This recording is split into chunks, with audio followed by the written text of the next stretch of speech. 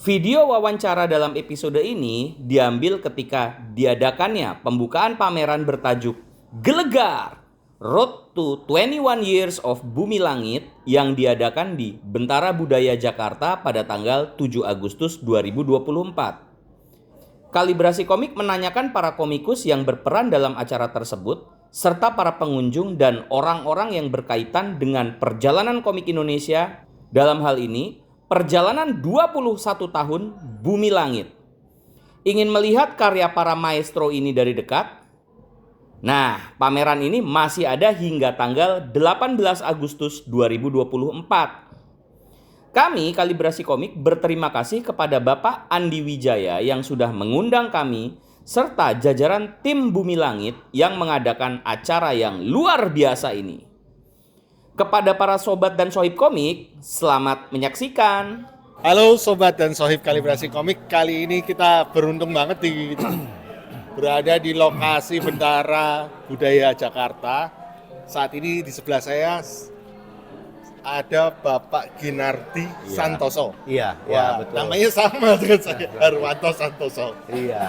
Pak Ginardi ini adalah putra dari Pak Ganes TH, pencipta komikus, nyebutnya dulu itu komikus atau Cargamis, Pak? Dulu Pak Ganes ini. Terkenalnya komikus ya. Ya, komikus Ya. Ganes TH. Yang paling terkenal karyanya adalah Si Buta dari Gua Hantu. Selain itu apa lagi, Pak? Karyanya ayah dulu.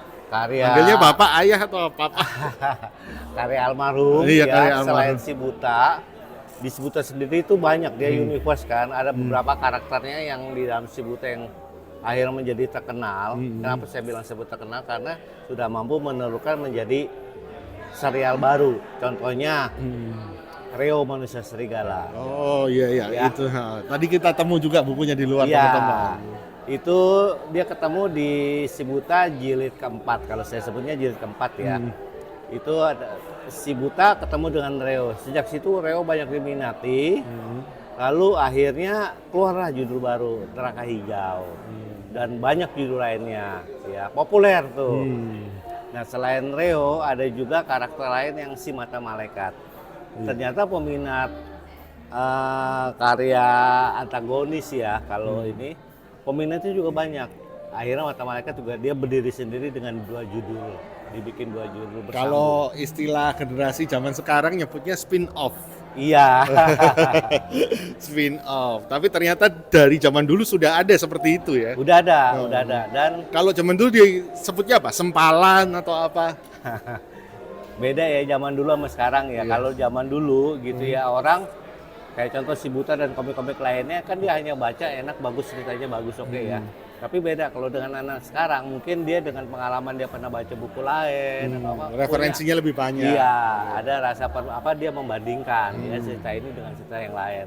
Nah, tapi kalau dulu waktu zaman saya kecil juga baca buku kan, kita baca apa yang kita asup ya buku-buku lokal kita gitu. Nah, kalau Bapak dulu ketika Pak Ganes berkarya, Bapak umur berapa? Ketika udah populer atau masih merintis? Ketika Si Buta aja dah, Si Buta seri 1 itu Bapak umur berapa? Kalau Si Buta seri 1 saya masih usianya paling juga masih umur 4-5 tahun ya. 4-5 tahun. Iya, jadi teringatnya saat kesibukan beliau aja. Kadang-kadang waktu itu kan dibuat film juga. Iya, betul. Dibuat film. Jadi yang saya Ratno tahu Timur ya? Iya, sering pergi ke luar kota ya karena waktu umur usia 5-6 tahun gitu diantar jemput gitu ya gitu. Dan selain Si Buta kan tentu kan ada lagi cerita yang lain yang cukup terkenal pada zamannya, contoh dari Tuan Tanah Kedaung. Tuan Kedawung. Iya, Tuan Tanah Kedaung, lalu ada juga judul lainnya Krakatau. Dia sempalan dari Tuan Tanah Kedaung. Ya. Bagus Tuan Tanah Kedaung, terbitlah Krakatau. Karya Krakatau terakhir bagus. beliau apa, Pak? Krakatau bagus, keluar lagi judul lain, judulnya Cisadane. Cisadane juga pernah dibuatkan film tuh. Iya. Jadi 3 judul Tuan Tanah Kedaung bagus dibuatkan film, Krakatau bagus dibuatkan film, Cisadane bagus dibuatkan film tahun 70-an ya kurang lebih. Lalu menelurkan cerita logi kalau menurut saya, karena masih ada keterkaitannya tuh Nilam dan Kesuma. Itu belum sempat dibuat film. Lah, pada waktu masa kecilnya Bapak sendiri juga ikut suka gambar atau gimana? Lupa saya, tapi yang jelas Enggak, saya, Bapak sendiri. iya, Iya. iya saya lupa ya, tapi setidaknya ya enggak lah, itu mejanya Ganes tuh meja gambar itu kan nggak boleh. Apa ada Anaknya nggak boleh. Iya, itu barang-barang Sakral itu ya. jangankan anak, istri aja, ibu saya Iya. ya buat keberesin meja atau apa juga nggak bisa tiap hari ya. Karena banyak kertas-kertas yang setahu saya sampai terakhir kali waktu belum almarhum kan masih membuat skenario film ya. Ada yang nggak bisa kita rapihin karena suatu saat nanti beliau cari, oh iya ini catatannya dia, gitu kan. Iya. Kecuali yang ngerapihin beliau, almarhum yang ngerapihin dia Pak tahu. Ganesnya sendiri. Iya. Jadi sekotak meja gambar itu ya itu udah dipakai sepenuhnya 100%. Cat tinta dulu yang hitam putih, tapi kan juga ada tinta warna karena kan membuat cover. Tetap di situ. Ya dia sih nggak berantakan, tapi seenggaknya masih dalam keadaan yang sama. Kita nggak bisa mindahin kemana atau tergantung nanti dari almarhum dia mau pindahin atau enggak. Soalnya pernah begitu kita beresin, ibu saya waktu itu niatnya mau ngerapihin, tapi tak kenapa kayaknya almarhum ini kurang setuju karena mungkin praktis buat orang lain, buat dia nyari ada catatan dari biasa nama tempat atau apa ya kan, judul komik kan banyak ya, ditulis di mana, dicari gitu. Zaman dulu risetnya juga lebih susah loh. Iya. Karena nggak ada internet, ya kan? Iya, itu. Jadi risetnya itu buku, di rumah saya paling banyak buku. Pakai banyak buku ya. Buku dari setiap kepulauan di Indonesia, baju ada dan sebagainya itu banyak. Itu bisa ada 2 lemari. Jadi yang saya tahu saya, Ganes juga hobi dia belanja, beli buku di toko buku. Itu sama yang ngobrol sama tetangga, sama anak-anak Karang Taruna ya. Ke lokasi juga nggak Pak? Mungkin survei ke lokasi mana gitu. Kayak Iya. Krakatau ya tadi ya? Oh, kalau wilayahnya Jawa Barat, Iya. Pulau Jawa lah, Iya. sampai Bali itu udah semua. Cuma yang belum saya tahu, ada ceritanya si Buta itu kan sampai ke Sulawesi. Iya. Apa beliau udah sampai ke sana atau belum? Iya.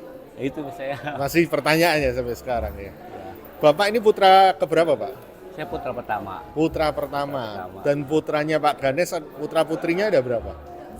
Adik saya punya 2 putri, dua-duanya Putri. perempuan. Iya, di Jadi Bandung, 3 ya? 3, iya. Dan domisilinya di Bandung semua? Saya di Serpong, yang kedua di Bandung, yang ketiga di Jakarta. Gitu. Yang masih menikmati karya ayah ini di antara ketiganya cuma Bapak yang paling Kalau dibilang ada komiknya, kita semua baca. Kan Semua sekarang kan baca, apalagi kan ada remaster terbitan baru. Iya. Tentu terbitan remaster baru itu setiap kali cetak ya itu kan saya dapat nomor komplementari lah, nomor bukti. Terus saya bagi ke adik-adik ya mereka baca pasti. Gitu kan. Karena kan belum juga udah bukan tiap hari lagi baca komik ya. Kalau dulu adik saya yang paling bungsu yang di Jakarta karena satu rumah, yaitu di rumah juga banyak komik. Kadang orang tua habis dari penerbit nganterin naskah, pulangnya bawa komik. Itu yang kita baca. Nah, dari ketiga anak ini Pak, nggak ada yang ngwarisin pengen ngomik. Kan kalau dari Pak Wit tadi Pak Fajar meneruskan ya. Iya. Kalau dari keluarga Bapak ada? Kalau saya nggak bicara mengenai bakat ya, Iya. tapi kalau soal untuk ngegambar, saya bisa ngegambar. Cuma sejak saya SMA sampai sekarang ini saya udah nggak nekunin. Oh, udah nggak. Kenapa? Satu, orang tua saya tuh ngelarang kalau bisa jangan ngomik. Waduh. Iya. Bapak nonton channel kami nggak Pak? Hah? Nonton channel kami nggak? Pernah saya nonton. Pernah nonton. Dulu tuh tagline kami Pak, jangan jadi komikus. Iya, betul. Betul, tapi ada lanjutannya. Ada apa tanda titik 3 itu? Apa kita sebutnya? Ya. Elisis itu jangan jadi komikus, ada tanda titik 3 berarti narasumbernya meneruskan. Biasanya tradisinya. Misalnya kenapa jangan jadi komikus? Iya. Misalnya jangan jadi komikus kalau malas menggambar. Jadi kita minta untuk penutup Bapak meneruskan kalimat kami. Iya. Jangan jadi komikus. Ya karena pada saat itu perekonomian kita udah nggak mendukung mengenai komik ya, sejujurnya nih Pak. Iya. Ketika lebih dari tahun 85, komik Indonesia kan udah mulai merosot Pak. Iya. Ya, nah disitulah banyak orang bilang mati suri. Betul Pak gitu.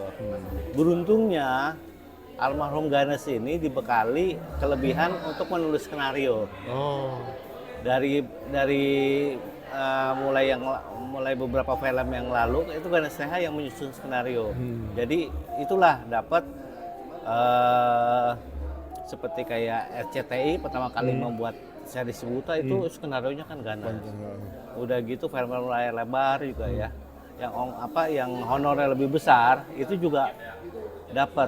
Jadi istilahnya pada zaman itu sebelum beliau meninggal, membuat skenario film itu lebih memiliki duit daripada komik dalam arti satu jilid. Semahal mahalnya komik satu jilid, tapi udah berbeda nilainya Pak. Iya, betul. Ya, taruhlah Ganes katanya paling mahal komik, oke. Tapi kemampuan Ganes untuk membuat komik dari awal itu berbeda dengan Jair. Jair satu minggu satu jilid. Iya. Ya, terakhir 32 halaman. Ganes untuk dapat satu jilid 32 halaman itu bisa makan waktu antara 3 minggu sampai 1 bulan, Pak.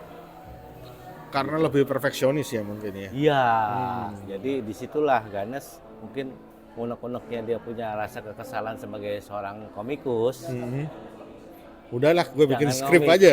bikin yang lain boleh gitu kan ya. Kita bisa ngulik di dalam banget nih. Terus kalau karakter yang paling Anda sukai Pak dari ciptaannya almarhum ayah ini apa? Yang paling kena banget gitu buat Bapak? Kalau saya, karena gini, saya kan suka melihat komik itu sebelum diserahkan kepada penerbit dalam bentuk naskah. Iya. Ya jelas yang saya suka kadang-kadang waktu itu juga saya atau pas kalau lagi ada teman-teman datang ya Si Buta. Kenapa? Karena begitu Barda ini. Barda Mandrawata. Karena punya keunikan sendiri bahwa Si Buta ini kan dia tidak terlalu jago ataupun apa. Dia manusia juga. Ada suka kesalahan, kelalaian atau apa yang membuat dia celaka dan hampir terbunuh. Tapi hanya karena keberuntungan, boleh dibilang ya keberuntungan, ininya pemikiran dia lebih jauh, lebih jalan, disitulah Barda bisa selamat. Ada di beberapa judul ini Barda Mandrawata ini hampir kalah ya.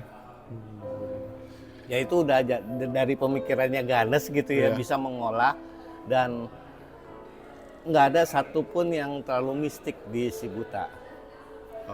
Yang ceritanya itu ya tidak seperti ada mungkin kalau komik lain itu ada mengungkit masalah mistik. Tapi kalau Si Buta ada tapi ternyata ini bukan mistik, ini buatan orang. Hantu-hantu juga begitu. Iya. Bukan di Si Buta ada beberapa tapi di beberapa judul lainnya kayaknya menampilkan hantu. Tapi ternyata bukan. Terakhirnya dia itu manusia juga gitu. Jadi pada saat itu yang saya sering dengar tuh Pak Ganes dan Pak Jair tuh yang istilahnya paling menghasilkan uang di antara komikus generasi mereka. Ya, ya konon demikian ya. Kabarnya demikian. Dari daya penceritaan sih, paling utamanya penceritaan. Gitu.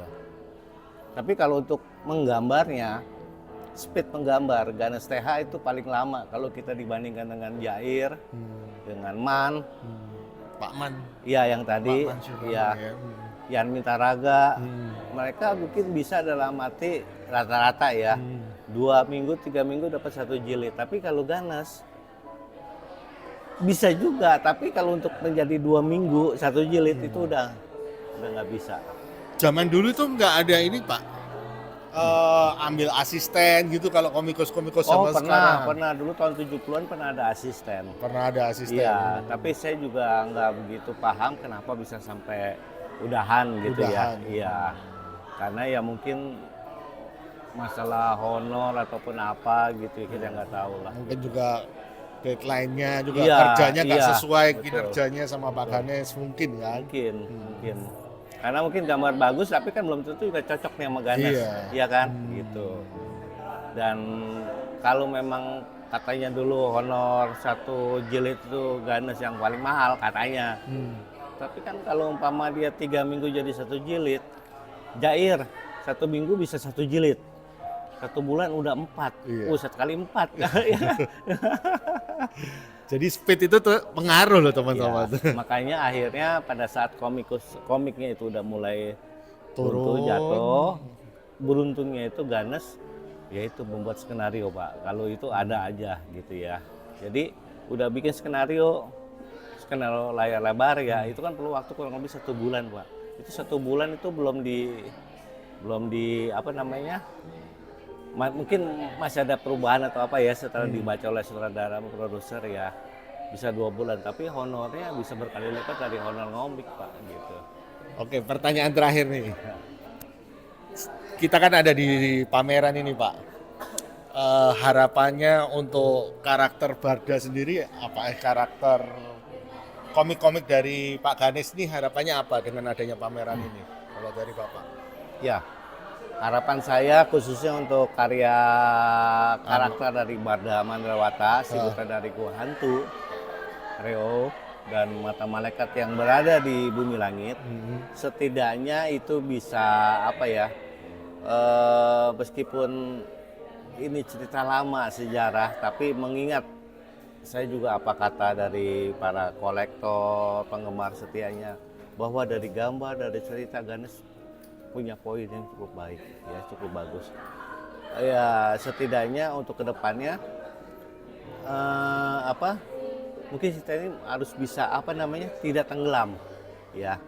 Generasi mudanya bisa kenal dengan Bisa Barda, kenal, iya. dengan Mata Malaikat, dengan Marni, dengan Kreo gitu. Benar. Setidaknya kalau kan udah pernah dicoba juga oleh Bumi Langit, dia meremake, menggambar baru lagi mengenai karakter si buta. Itu pernah kita lakukan tahun 2017.